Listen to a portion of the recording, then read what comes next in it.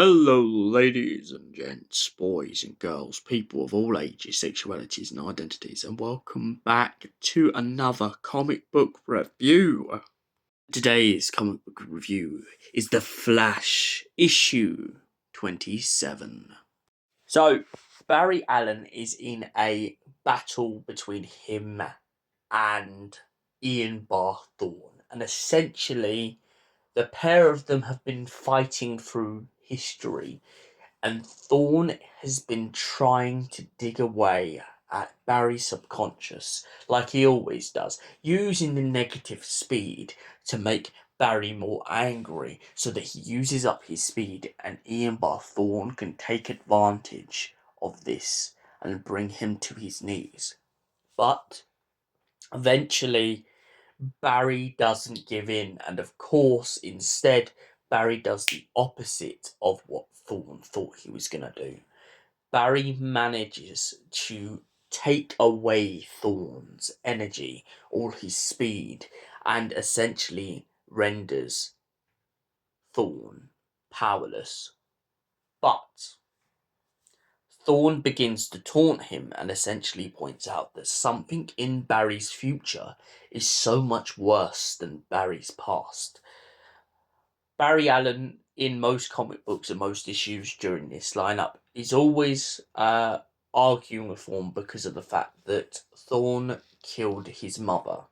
Now, for anyone who hasn't watched the TV show or hasn't got any prior knowledge to this, essentially the whole Flash arc starts with Barry Allen, a forensic scientist who essentially gets struck by lightning during a meta storm and essentially gets given the power of super speed.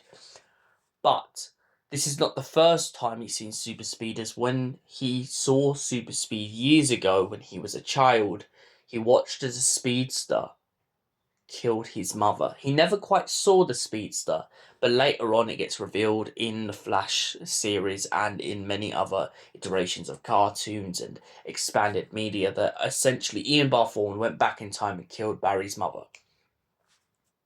Barry's father goes to prison for a murder he didn't commit, and Barry becomes a forensic scientist to essentially help him.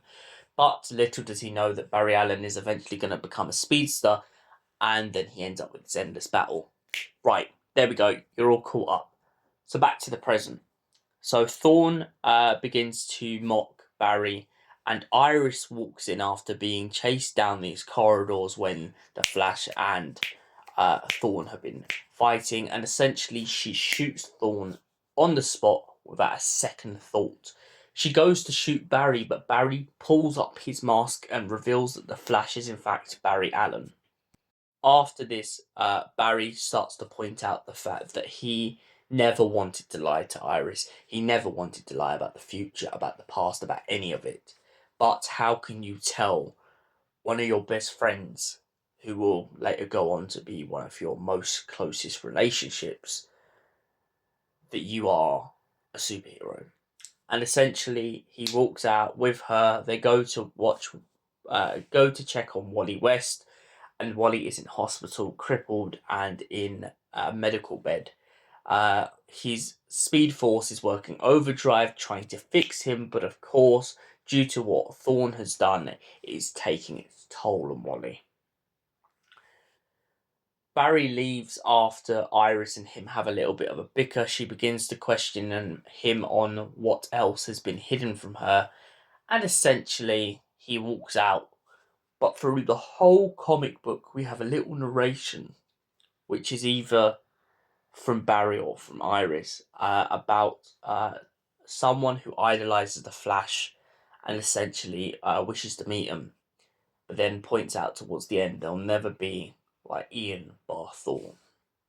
One of the other comments in this great comic book, I've got to say, is a comment from this comment from the Flash himself is when Barry argues with Thorne and points out about the Flash Museum. Barry points out the fact that the way that Thorne is so sad, so driven on trying to take down Barry, it just proves why the city never made a Thorne museum. Or maybe in an alternate universe, in a darker reality, this could have happened. But in the current realities and the way that Barry's life plays out, it's not a surprise. So what do I give this comic book overall? Well, it's got speed, it's got timing, it's just got great storytelling. I can understand from watching the Flash series and then reading this comic why people loved the Flash series so much. I mean, me personally, I remember watching the Flash as a kid in a lot of Justice League and a lot of other spin-offs to do with the DC universe.